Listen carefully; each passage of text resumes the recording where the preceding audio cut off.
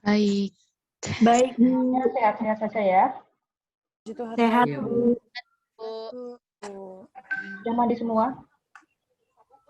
Sudah. Ya, oke. Ya. Sambil menunggu yang lain, yang bergabung baru ada 23 mahasiswa. Jadi kita buka dulu dengan doa. Ibu minta tolong Brian untuk memimpin doa. siapa Bu? Brian? Ya, Brian. Ya. Baik. Mari teman-teman, sebelum kita memulai kegiatan perkuliahan hari ini, kita berdoa. Saya akan memimpin secara Katolik. Untuk yang beragama lain dapat menyesuaikan. Dalam nama Bapa dan Putra dan Kudus. Amin. Allah Bapa yang bertata di dalam kerajaan surga. Selamat pagi ya Bapa.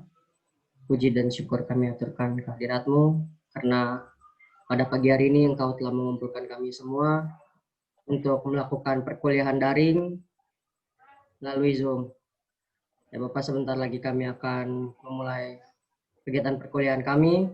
Lancarkanlah kegiatan diskusi kami pada pagi hari ini hingga selesai nanti, supaya kami dapat menerima ilmu dengan baik. Ya Bapak, demikianlah doa dan permohonan kami, demi Kristus dan pengantara kami. Amin. Dalam nama Bapa dan Putra dan Roh Kudus. Amin. Oke, terima kasih Brian. Ini karena Ibu mengubah jadwal, jadi Ibu tidak bagian Zoom yang durasinya lama. Jadi nanti kalau 40 menit keluar sendiri, berarti setelah itu kita harus login lagi gitu ya. Baik Bu. Oke. Dan hari ini kita akan melanjutkan materi dengan kelompok 2. Kalau yang minggu lalu kita sudah membahas mengenai IQ atau intelligent quotient, EQ atau emotional quotient, kemudian SQ, spiritual quotient, dan expressive quotient.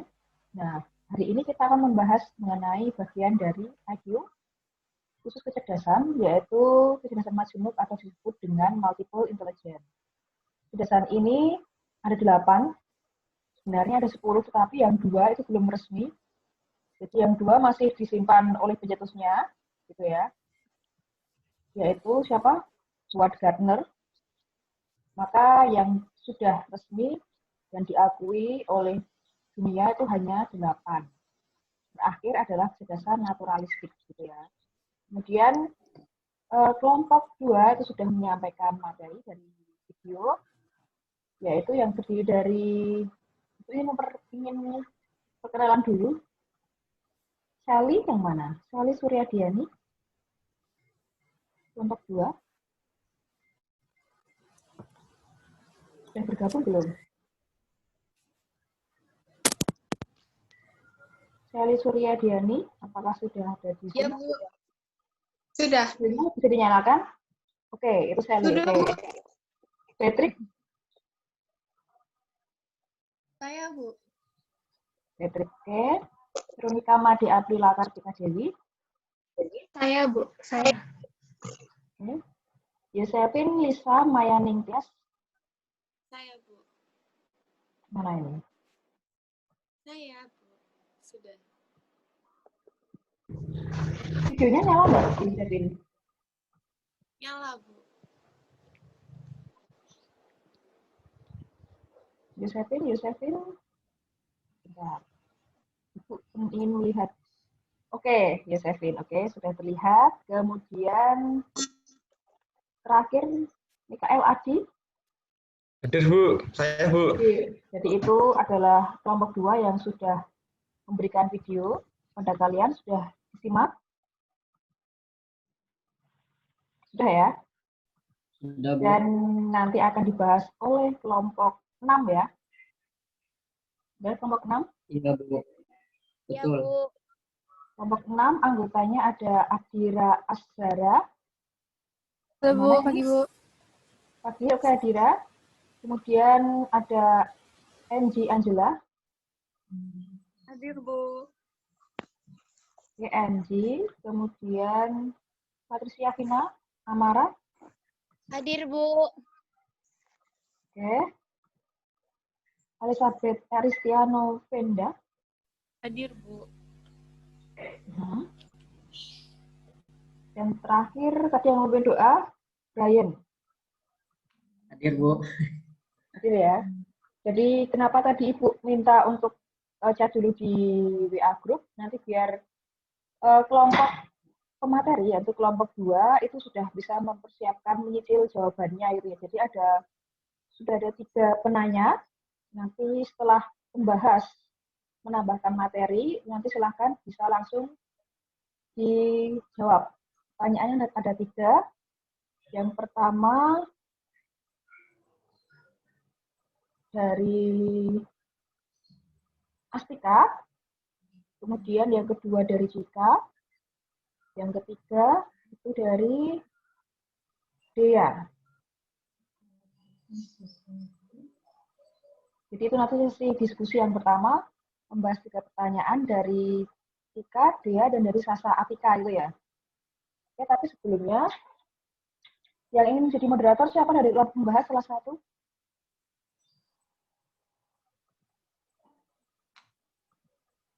Jadi bagi tugasnya. Kelompok membahas siapa yang menjadi moderator? Saya Bu, saya saja. Oke, Brian. Jadi Ya, Bu. selanjutnya nanti Ibu berikan ke Brian dengan rangkaian silahkan kelompok membahas menambahkan yang belum disampaikan oleh kelompok pemateri. Jadi kalau yang sudah disampaikan oleh kelompok pemateri tidak perlu disampaikan lagi. Setelah itu kita lanjut ke sesi tanya jawab, yaitu tadi sudah disampaikan 3 pertanyaan, bisa langsung dijawab. Kemudian kalau masih ada waktu, buka sesi yang kedua. Sudah siap untuk diskusi kalian? Siap Bu. Sudah. Siap, Oke. Bu. Selanjutnya Ibu berikan ke Brian. Silahkan Brian. Ya, sekarang untuk kelompok 6, kelompok kami, kelompok membahas akan menambahkan dan mungkin mempertegas beberapa hal tentang penjelasan dari kelompok 2. Bisa dimulai dari urutan yang sudah ditentukan ya. Ya, Baik. Di sini, apakah suara saya terdengar? terdengar. Kedengaran, Cak. Baik, di sini. Pertama, kita akan membahas mengenai pengertian kecerdasan majemuk. Apabila teman-teman sudah membaca dari makalah yang kelompok penyusun buat ataupun video dari kelompok penyusun yang telah buat, teman-teman bisa tahu kecerdasan majemuk ini adalah pendekatan perkembangan dalam belajar yang ditandai anak tumbuh dan berkembang sebagai suatu keseluruhan, tidak hanya satu dimensi saja yang berkembang dalam suatu waktu tertentu, atau sebaliknya tidak semua dimensi memiliki kecepatan perkembangan yang sama. Jadi di sini dimaksudkan dalam suatu waktu dimensi perkembangan yang ada pada diri anak itu tidak secara bersamaan tumbuh semuanya. Ada setiap dimensi tersebut mempunyai proses dan waktunya tersendiri untuk tumbuh dan berkembang. Seperti itu. Apabila teman-teman juga sudah melihat makalah yang telah disusun oleh kelompok penyusun, kecerdasan menurut paradigma multiple intelligence ini juga dapat diartikan, didefinisikan sebagai kemampuan yang mempunyai 3 komponen. Nah, 3 komponen ini merupakan yang pertama, kemampuan untuk menyelesaikan masalah, kedua, kemampuan untuk menghasilkan persoalan-persoalan, dan yang ketiga adalah kemampuan untuk menciptakan sesuatu atau menawarkan jasa yang dapat menimbulkan penghargaan dalam diri seseorang. Nah, 3 komponen ini tuh merupakan 3 komponen yang berbeda-beda. Yang pertama, menyelesaikan masalah, kedua, menghasilkan persoalan, dan yang ketiga adalah menimbulkan penghargaan dalam diri sendiri. Nah, sebenarnya 3 komponen ini tuh ada dalam diri setiap orang, tapi tergantung orang-orang tersebut dalam menyampaikan atau mengutarakan dalam kemampuannya tersebut. Perbedaan orang ini dalam menyampaikan itu membuat kecerdasan orang-orang itu berbeda-beda. Seperti itu. Kemudian untuk latar belakang bisa dilanjutkan oleh teman saya Aira. Terima kasih. Baik, terima kasih. Selamat pagi semua. Sebelumnya saya minta maaf jika cara saya ngomong tidak jelas karena kebetulan lidah saya lagi sakit. Jadi di sini saya hanya menegaskan bahwa pada latar belakang dari kecerdasan majemuk, kepandaian seseorang itu tidak hanya diukur dari IQ-nya. Jadi kalau nilai akademik kita jelek bukan berarti kita tidak pandai. Kemudian teori kecerdasan majemuk sendiri memiliki kunci utama, yaitu setiap orang, kunci utamanya adalah 8 kecerdasan tadi. Howard Gardner sendiri telah memberikan 8 bukti yang mendasari karakteristik multiple intelligence tersebut. Kemudian, teori kecerdasan majemuk sendiri bukanlah sebuah teori tipe untuk menentukan suatu kecerdasan yang paling sesuai yang mana. Namun, kecerdasan majemuk adalah suatu teori fungsi kognitif yang menyatakan bahwa setiap orang memiliki kemampuan dan kapasitas dalam 8 jenis kecerdasan. Sehingga, poin penting yang terdapat pada temuan Howard Gardner yaitu yang pertama, setiap orang memiliki 8 kecerdasan yang umumnya mencapai tingkat tertentu. Yang kedua, berbagai kecerdasan umumnya bekerja sama dengan cara yang kompleks. Dan yang ketiga, cara menjadi cerdas memiliki kategori yang berbeda-beda. Terima kasih. Selanjutnya, jenis-jenisnya akan dijelaskan oleh teman saya, Anggi.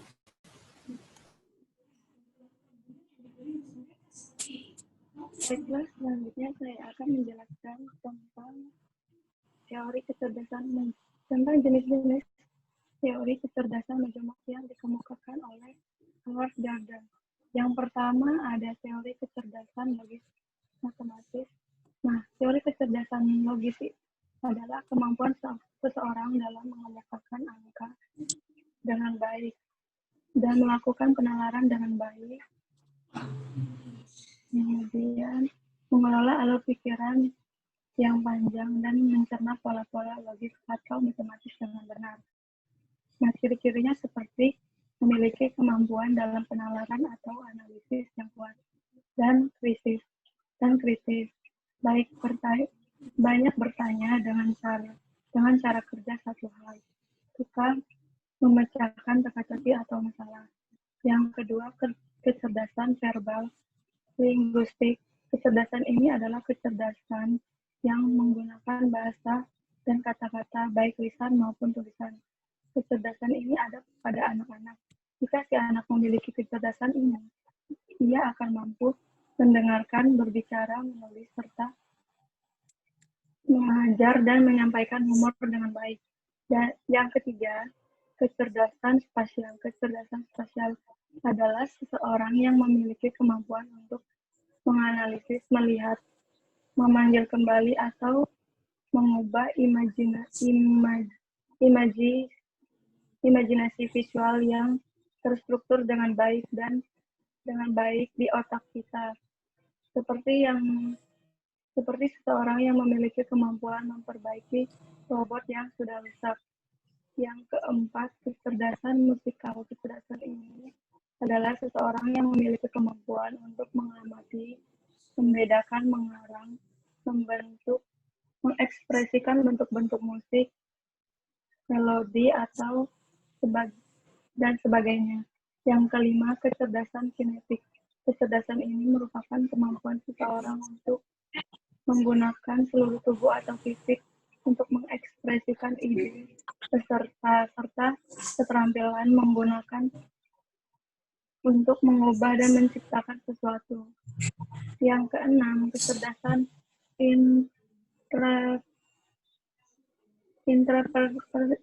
intrapersonal. Kecerdasan ini dapat mengembangkan serta menciptakan hubungan sosial yang baru dan efektif, mampu menempati diri dengan orang lain, atau dapat dikatakan seseorang yang mampu memahami orang lain secara utuh.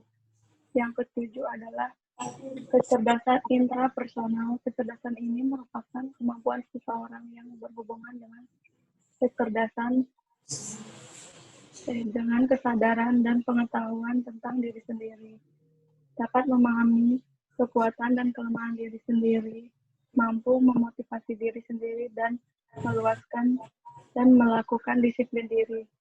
Dan yang terakhir adalah salah satu kecerdasan yang diusulkan oleh Howard Gardner, yaitu kecerdasan naturalis. Kecerdasan naturalis adalah kecerdasan yang dimiliki oleh individu terhadap tumbuhan, hewan, lingkungan alam sekitarnya. Nah, seseorang atau individu yang memiliki kecerdasan naturalis ini akan memiliki rasa minat yang sangat tinggi dan rasa kecintaan yang sangat tinggi terhadap tumbuhan dan binatang alam semesta. Nah, untuk selanjutnya akan dilanjutkan oleh teman saya, Vina. Yang terakhir ada faktor yang mempengaruhi kecerdasan majemuk. Nah, faktor yang mempengaruhi ini ada 3, yaitu ada hereditas, lingkungan, dan kesehatan. Nah, yang pertama itu hereditas. Hereditas adalah faktor yang diwariskan dari orang tua, meliputi kecerdasan, kreativitas produktif, kemampuan memimpin, dan psikomotor. Nah, jadi hereditas itu merupakan faktor keturunan yang diwariskan dari orang tuanya. Terus yang kedua itu ada faktor lingkungan. Nah, faktor lingkungan ini ada 2, yakni lingkungan keluarga dan lingkungan sekolah. Nah, yang lingkungan keluarga itu perhatian orang tua terhadap kemampuan anak sangat berpengaruh positif pada kecerdasan majemuk anak. Maksudnya, orang tua melihat anak memiliki kemampuan dalam hal berbahasa, baik lisan maupun tulisan. Nah, orang tua bisa memberikan buku cerita, mainan yang berbentuk huruf-huruf, karena hal ini dapat menstimulasi kecerdasan linguistiknya. Sedangkan apabila anak sangat tertarik akan musik, bernyanyi, mendengarkan lagu, maka orang tua bisa memberikan alat musik atau mengajaknya bernyanyi. Maka orang tua hendaknya bisa memahami potensi anak sejak dini, agar kecerdasan majemuk anak berkembang dengan baik. Nah, sedangkan ketidakpercayaan orang tua terhadap kemampuan anak juga akan berpengaruh negatif terhadap kecerdasan majemuk anaknya sendiri. Terus, yang lingkungan sekolah. Yang lingkungan sekolah itu program yang dibuat oleh sekolah, yaitu program yang mendorong anak-anak menyukai belajar dan melaksanakan tugas-tugas sekolah, bukan sekedar suka pergi sekolah, melainkan anak dapat mengembangkan kecerdasan anak. Terus yang terakhir itu ada kesehatan. Nah, penumbuhan kesehatan yang cukup baik untuk fisik maupun mental itu berpengaruh terhadap kecerdasan majemuk anak, seperti kesehatan fisik dan kesehatan mental. Nah, yang kesehatan fisik itu sangat berguna bagi pertumbuhan anak, seperti kayak zat makanan yang mengandung karbohidrat, lemak, protein, dan vitamin untuk mengatur metabolisme tubuh. Sedangkan kesehatan mental harus disesuaikan dengan usia dan kondisi anak. Nah, itu ada faktor, biasanya itu terjadi pada faktor lingkungan keluarga memiliki sumbangan terhadap perkembangan tingkah laku anak. Jadi dalam mengasuh anak, orang tua itu cenderung menggunakan pola asuh dengan berbagai macam. Nah, penggunaan pola asuh tertentu itu memberikan sumbangan dalam mewarnai perkembangan terhadap kecerdasan majemuknya. Nah, sehingga penggunaan pola asuh yang sesuai dapat terus mengembangkan kecerdasan majemuk yang dimiliki oleh anak. Begitu. Untuk kesimpulan akan dijelaskan oleh Brian.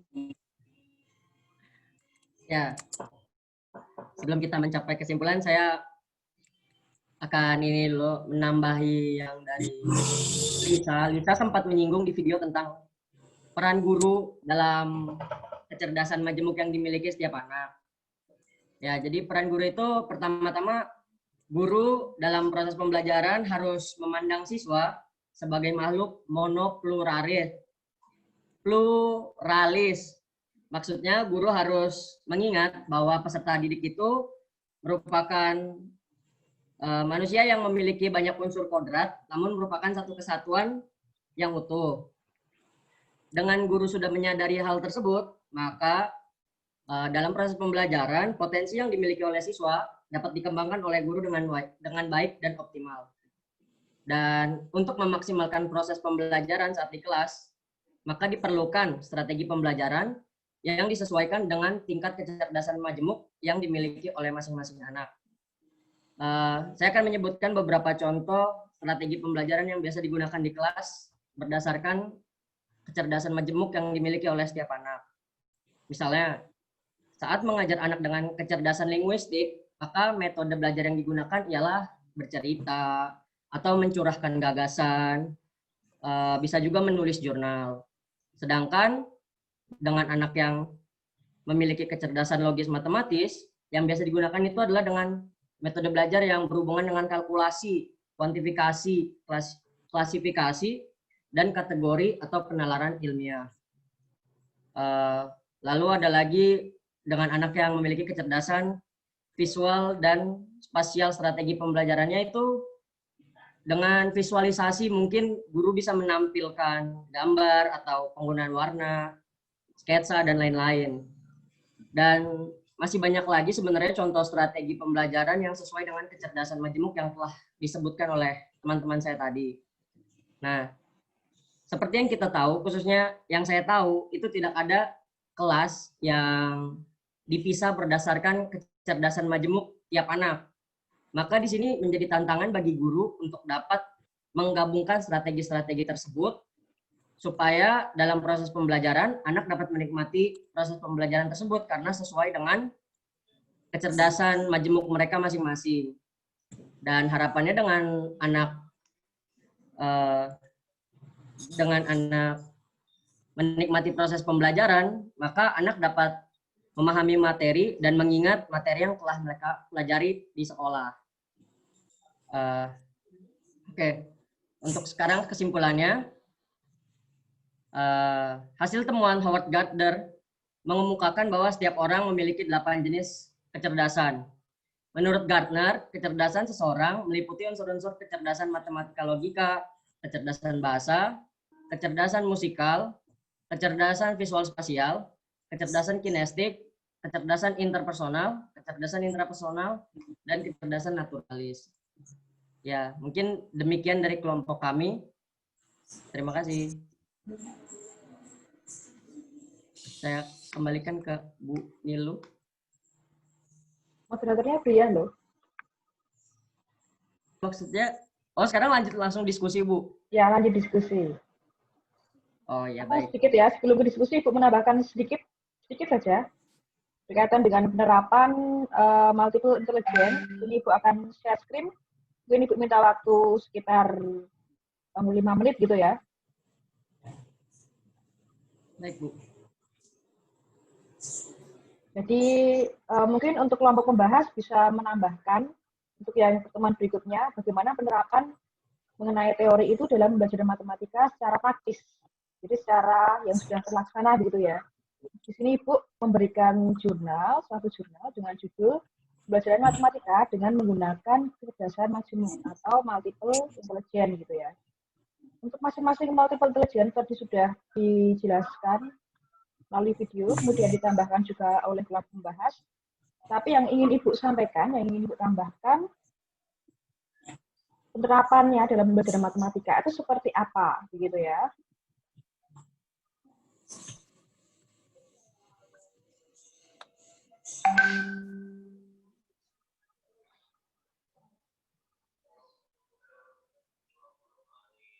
Oke, jadi ini terlihat dalam layar.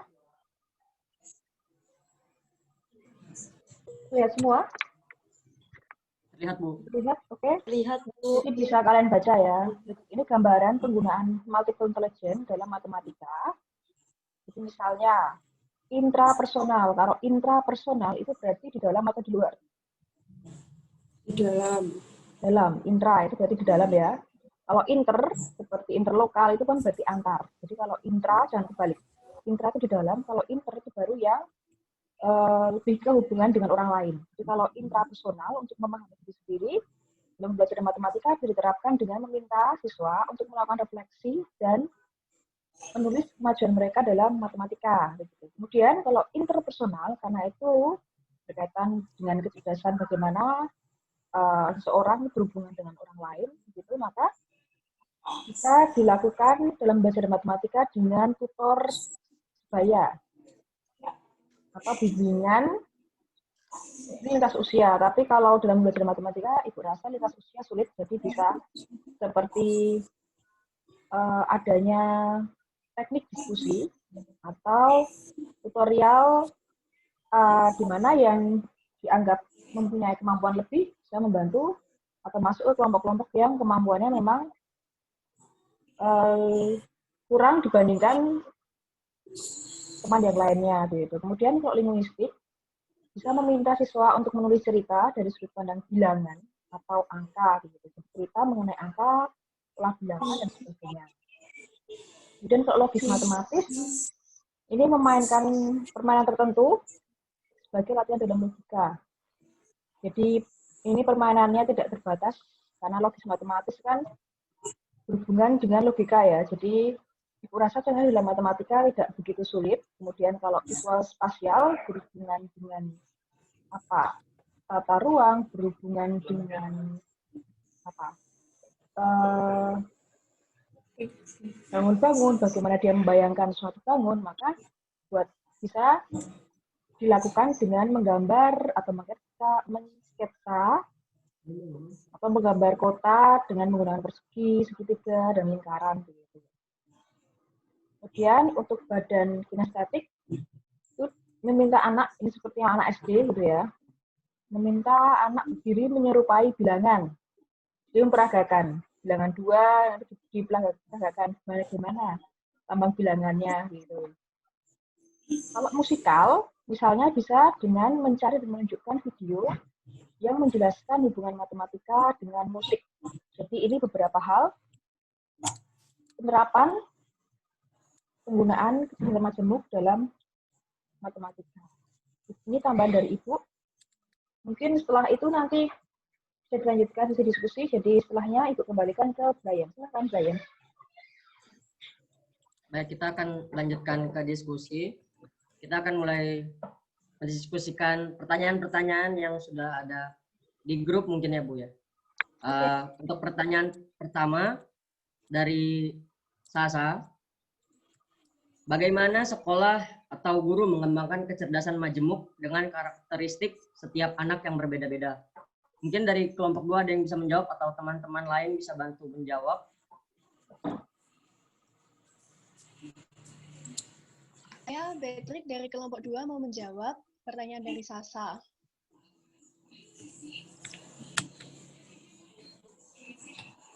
Kecerdasan majemuk di sekolah dapat dikembangkan melalui ekstrakurikuler yang disediakan di sekolah. Bermacam-macam ekstrakurikuler dapat menjadi wadah bagi siswa dengan minat dan bakat yang berbeda-beda, sehingga mereka dapat mengembangkannya sesuai dengan potensi yang mereka miliki. Dengan begitu, kecerdasan majemuk siswa dapat berkembang. Demikian jawaban saya atas pertanyaan dari Sasa. Baik, mungkin ada teman-teman lain yang mau menambahkan sebelum kita lanjut ke pertanyaan berikutnya.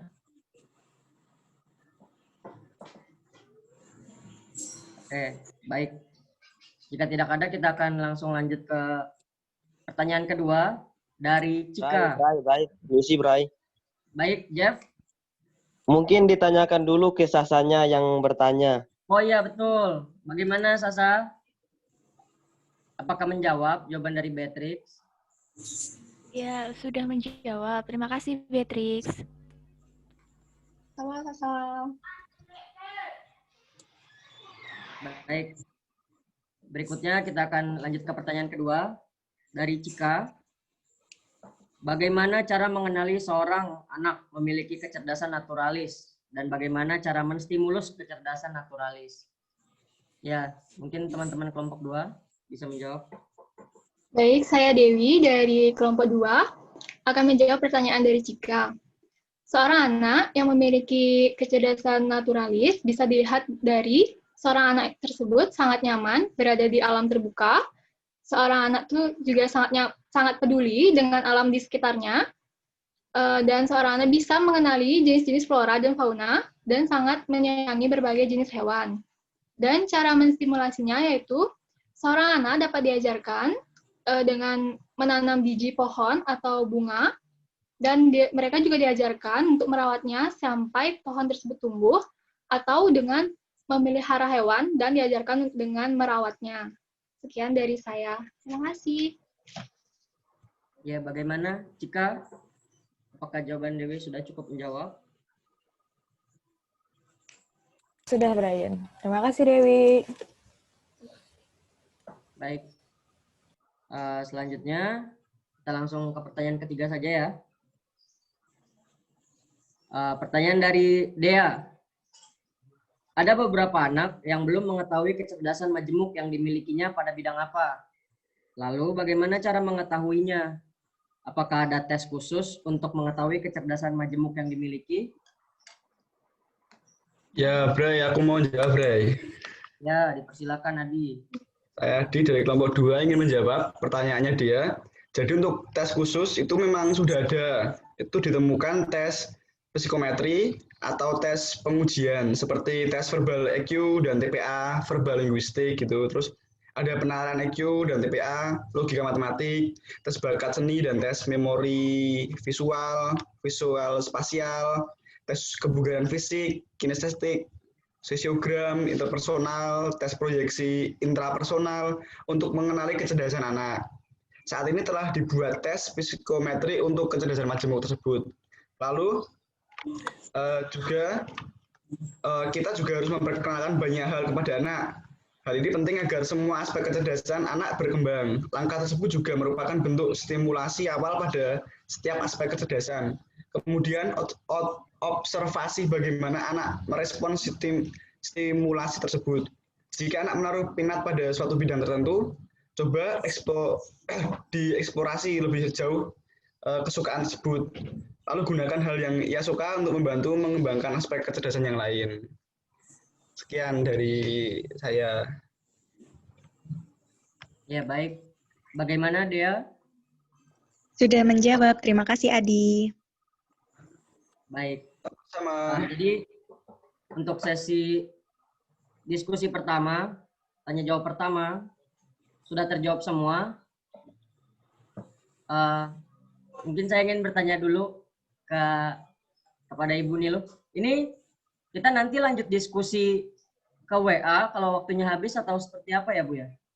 Nanti masuk lagi saja. Jadi 6 menit lagi akan keluar. Otomatis keluar. Jadi nanti keluar kemudian masuk lagi saja, bergabung lagi gitu ya. Jadi sebaiknya ditampung ada 3 pertanyaan sepertinya dari Mentari, Jeff, dan Stefani. Mungkin disampaikan dulu, sembari nanti kalau sudah waktu keluar biar yang ke materi bisa berpikir dulu, gitu ya. Sampaikan sekarang, Bu. Itu berikan ke Brian. Ya, mungkin Mentari bisa sampaikan pertanyaannya sekarang. Ya, baik. Kalau dari saya ingin bertanya, seperti yang sudah dijelaskan tadi, juga saya membaca di makalah yang telah diberikan oleh kelompok 2, kebanyakan itu tentang kecerdasan majemuk itu tentang intelijensi, sedangkan yang saya pahami intelijensi itu erat kaitannya dengan IQ. Nah, tadi diberitahu oleh Aira bahwa sebenarnya kecerdasan majemuk itu tidak terpaku pada IQ saja. Nah, saya mau bertanya, bisa minta tolong nggak diberikan contoh kecerdasan majemuk yang dari SQ, AQ, dan EQ, seperti itu. Baik, ditampung pertanyaan Mentari. Jadi pertanyaan itu memberikan contoh dan penjelasan kecerdasan majemuk dari EQ, AQ, dan SQ. Kecerdasan majemuk dari EQ dan SQ ya, Mentari ya? Iya. Ya, mungkin ada penanya yang lain bisa menyampaikan pertanyaannya sekarang. Aku, Bray. Baik, Jeff. Ya, terima kasih atas kesempatannya. Langsung saja, menurut saya, kecerdasan majemuk itu fiksi. Karena antara anak yang satu dengan lainnya tentu berbeda tarafnya. Tetapi anak-anak ini diminta untuk saling memahami dalam lingkungan belajar. Nah, dalam lingkungan tersebut tentu ada gejolak aktivitas psikologi yang terjadi. Nah, agar aktivitas psikologi ini tetap terjaga atau aktivitas psikologi ini sehat, apa tindakan kita sebagai pendidik? Terima kasih. Jadi pertanyaannya, apa tindakan kita untuk menjaga? Jeff? Ya. Jadi apa tindakan kita untuk menjaga agar apa aja? aktivitas psikologi ini Aktivitas tetap psikologi. terjaga gitu. Biar sehat begitu. Baik. Tetap terjaga gitu ya, Jeb ya. Iya, jangan lupa pengantarnya.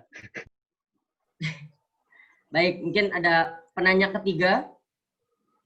Aku. Baik, Erlita. Sebelumnya maaf ya kalau nanti pertanyaannya agak nggak jelas gitu. Jadi aku tuh pengen nanya, kan ada beberapa keluarga yang masih gimana ya pikirannya tuh, kecerdasannya tuh cukup di ilmu pengetahuan aja, kayak matematika, bahasa Indonesia gitu-gitu. Terus selalu memamerkan kemampuan anaknya masing-masing di bidang ilmu pengetahuan tersebut. Terus misalkan ada saudaranya yang punya anak tuh punya kecerdasan di bidang lainnya, kayak misalkan paduan suara gitu-gitu. Gara-gara saudara-saudaranya itu selalu memamerkan kecerdasan dalam ilmu pengetahuannya itu, si anak ini jadi insecure gitu loh. Jadi ngapain sih aku menunjukkan bakatku gitu kalau ujung-ujungnya nggak dihargain. Gimana caranya buat mengubah pola pikir suatu keluarga yang seperti itu? Lalu bagaimana caranya kita sebagai calon pendidik nih untuk membuat anak berani dan percaya diri untuk menunjukkan potensinya. Seperti itu. Baik, jadi pertanyaannya adalah bagaimana cara kita untuk mengubah pola pikir keluarga yang tidak menghargai, begitu ya, Erlita ya? Ya. Kecerdasan tiap anak, dan bagaimana cara kita sebagai calon pendidik supaya anak itu bisa dengan berani atau pede memperlihatkan kecerdasannya. Begitu ya, Erlita ya, saya menangkapnya? Ya, betul. Terima kasih. Ya, baik. Pertanyaannya sudah ditampung semua. Waktu tinggal 1 menit lagi, mungkin kita bisa menunggu terlebih dahulu sampai habis supaya nanti baru join lagi dan kelompok 2 bisa menjawab pertanyaan-pertanyaan yang ada.